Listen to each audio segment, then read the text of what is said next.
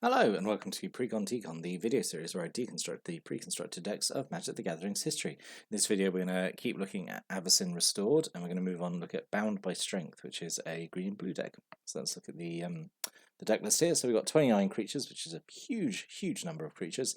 3 sorceries, 2 instants, 1 enchantment, and 25 land. And we've got a mana curve off to the side there. So let's start looking at all these creatures. So what's the theme of the deck? The theme of the deck is a focus on a new mechanic introduced in the set called Soul Bond, and Soul Bond, like it really, I don't know, it really tickles like the janky Timmy like button in me, I suppose.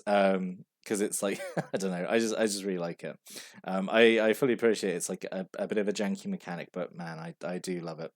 So Soul Bond is so creature with Soul Bond. When you cast them, you can pair them with another unpaired creature when either of them enters the battlefield. So you can play like a Soul Bond creature first, and then play another creature, and say like, oh, they're gonna bond together.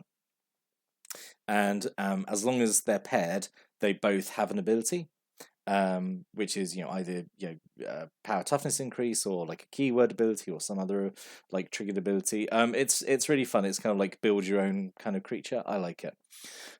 So as an example, let's look at Wolfear Silverheart, who's the foil face rat. Really good looking foil as well. I say from experience because I think I have like 3 of them in foil. There was a phase where I was getting a playset of Wolfear Silverheart into like every deck I was building because I really liked it.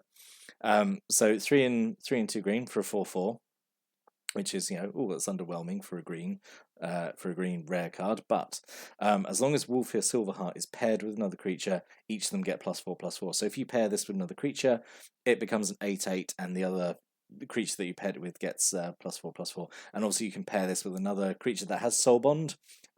So then they're both getting each other's abilities. Yeah, it's really cool. I really like it. So just the fact this can be an 8/8 for like 5 mana is reliant on obviously having another creature out. But I say you've got so many creatures in the deck, it's fine. The other downside is if like one half of the pair gets like leaves the battlefield, then the other one loses its abilities, which makes it kind of like fragile. But yeah, it's it's like kind of a risk reward thing, right?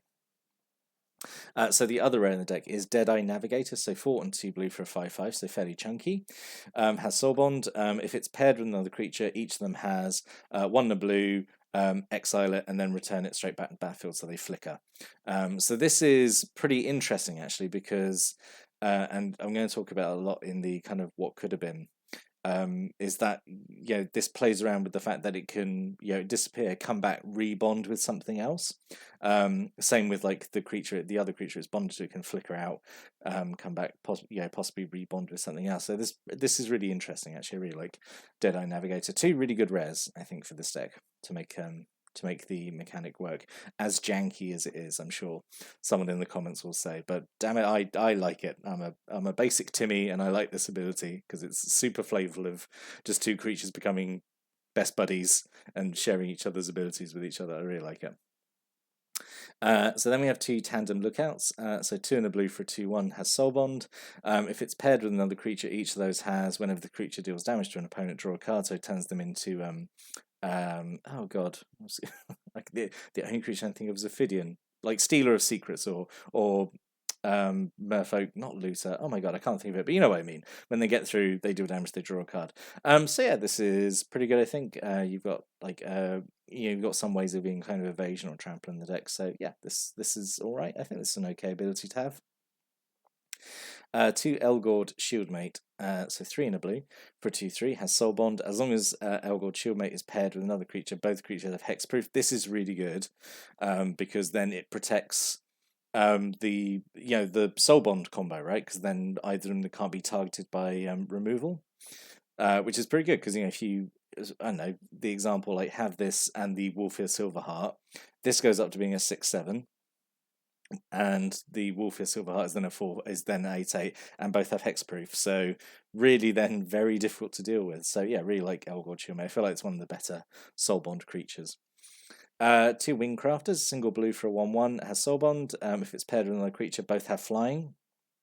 So again, this so Tandem Lookout obviously makes this into, just like a 1/1 flyer when it gets through, draw a card, which is pretty good.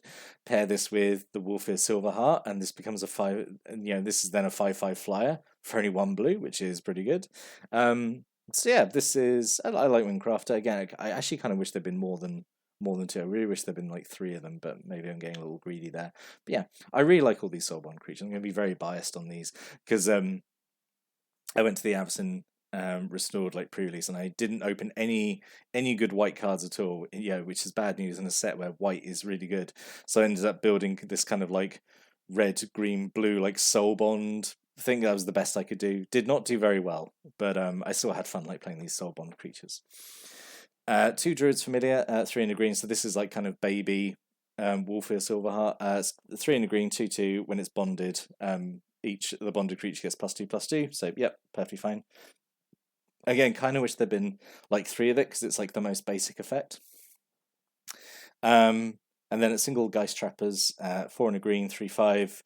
Soul Bond, when it's paired, both have reach. So yeah, perfectly fine. 2 Nightshade Peddlers, 1 in a green for a 1/1. Soul Bond, when it's paired, both have Death Touch. So could be, that's also pretty mean, I think. Nice to just hand out Death Touch. This thing, obviously, when it becomes paired, then it's, it's 2 managers for a 1/1 with no other ability, but then you play another creature and then you bond them again, so it's really nice. It's really nice you're not like locked into it. It's just like, well, you've lost your pair, like that's it, you use this forever. You can always play a new creature and bond them again, which is really nice. A single Pathbreaker Worm, 4 in a green, 4 and 2 green, even for a 6/4. When it's paired, they both have Trample. Yep. And then 3 Trusted Force Mage, 2 in a green, 2/2 Soul Bond. When it's paired, they both get +1/+1. So yeah, probably the weakest overall of all the bond creatures. This Trusted Force Mage. So obviously this is the one. This is the one we get 3 of. This is me being greedy and like going, oh, I wish cards were different, but I actually kind of wish this was only like 1 in a green and it was like a 1/1. So if it's paired, it's basically then like Grizzly Bears, right? Because I don't know, it's fine. So that's all the soul bond creatures, and then technically we have like 1 honorary soul bond creature. So Flowering Lumberknot. 3 in the green for 5/5, so like, oh, you think pretty good stats for its cost. But it can't attack or block unless it's paired with a soul bond creature. So really, just like quite a big drawback. Actually, I know you got like a lot of soul bond creatures, but the fact that this does nothing unless it's paired is pretty bad. I think this would be an easy cut. I think you would just take this out and just replace it with more like soul bond creatures. So yeah, not a big fan of Flowering Lumberknot. Like for this to be good, I think it really needs to be pushed. I think it would need to be at least like a 6/6. But yeah, and then it gets bonded, and then it's super good. But then again, it is only common, I suppose. But even so, not a fan of it. So then we have a Nephalia Smuggler, 1 blue mana for a 1/1. 3 blue, tap, exile another type creature you control, then return that card to the battlefield under control. So yeah, this is a good way to save your soul bond, or save anything from card removal anyway, but also like reset soul bonds, which is pretty interesting. And then we have a whole bunch of kind of like the rest of the rest of creatures are kind of like just generically kind of solid okay creatures that like really benefit from being bonded. So 2 Latch Seekers, 1 and 2 blue for a 3/1 unblockable. So again, this is like something you'd want to bond with like Wolfir Silverheart to make it 7/5 unblockable. That's going to be good news for some people. So yeah, Latch Seeker is pretty good. Single Wolfir Avenger, 1 and 2 green for a 3/3 with flash, and it can regenerate for only 2, which is okay. Having flash is really nice because it can come in and bond with something at instant speed is quite nice. Single Acidic Slime, I think this is just here for utility. 3 and 2 green for a 2/2 Death Touch. When it enters battlefield, destroy an artifact, enchantment, or land. Yep. 2 Llanowar Elves just to kind of help just cast stuff anyway. Actually not so bad because if you draw it late game, you could potentially bond it with something and make it a bit more useful, I suppose. Single Runeclaw Bear, like if there's any card that's going to get improved by bonding with another creature, it's Runeclaw Bear, because obviously it's just a 2/2 for 2. But then we have 2 Vorst Claws, so 4 and 2 green for a 7/7. So yeah, this is like even though it's vanilla, this is like a really chunky vanilla, like 6 mana for a 7/7. And again, bonding it with something just makes it like a lot better. So then there's a few support cards to go with the to go with all those creatures. So we have 2 Joint Assaults.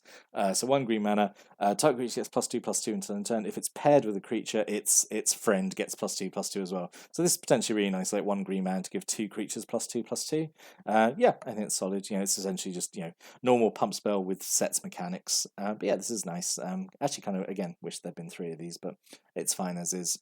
Yeah, I think it's pretty good. 2 Lair Delve, so 2 and a green. Reveal the top 2 cards of your library. Put all creature and land cards reveal this way into your hand, and the rest on the bottom of your library in any order. So, the majority of the deck is creatures and lands. So this is pretty much just always like just draw 2 with extra steps, and then you've got so few actual like non-creature spells, the rest just get tucked on the bottom. This is okay. This is like a weird twist on this is like green divination, I suppose.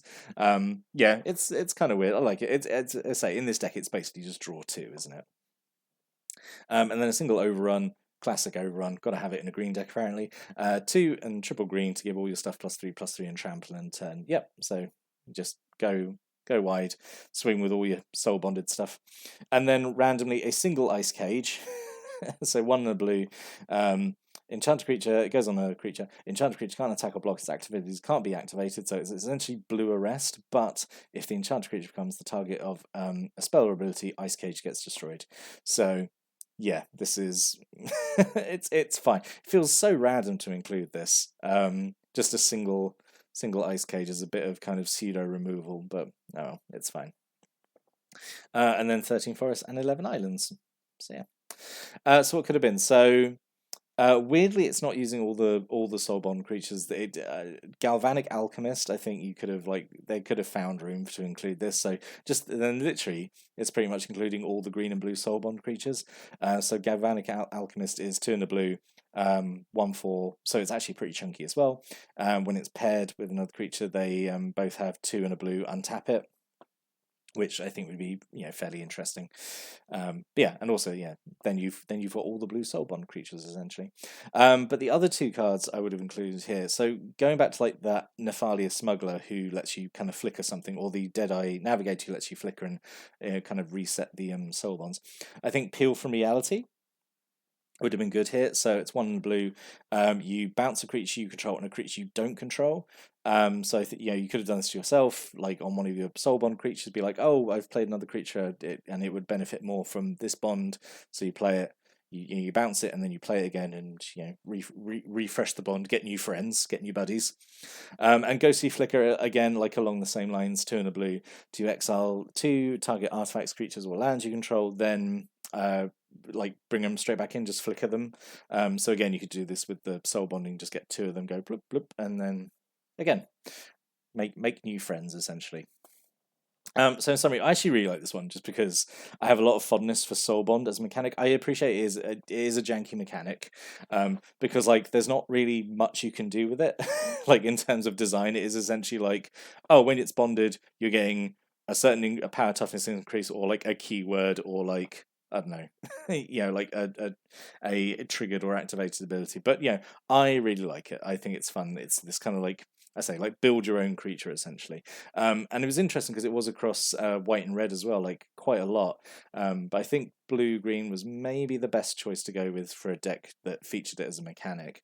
I was actually really, this is such a tangent, but I was really happy with, I can't remember if it was Crimson Dawn or Midnight Hunt, like Commander. They did a cycle of new rare soul bond creatures that all did soul bond in like a really interesting way, which I really liked. It's just a really fun mechanic. It's very flavorful, and I think that's why I like it. But what are your thoughts on this deck? Have you got any thoughts or stories or comments or opinions, or what do you think of soul bond as a mechanic? Like, would you like to see it come back in another set? Because I think it's pretty fun. But I'd like to hear what other people think. But yeah, I'll be back next time. Go look at another Avacyn Restored deck. But until then, thanks for watching, listening, and have a great day.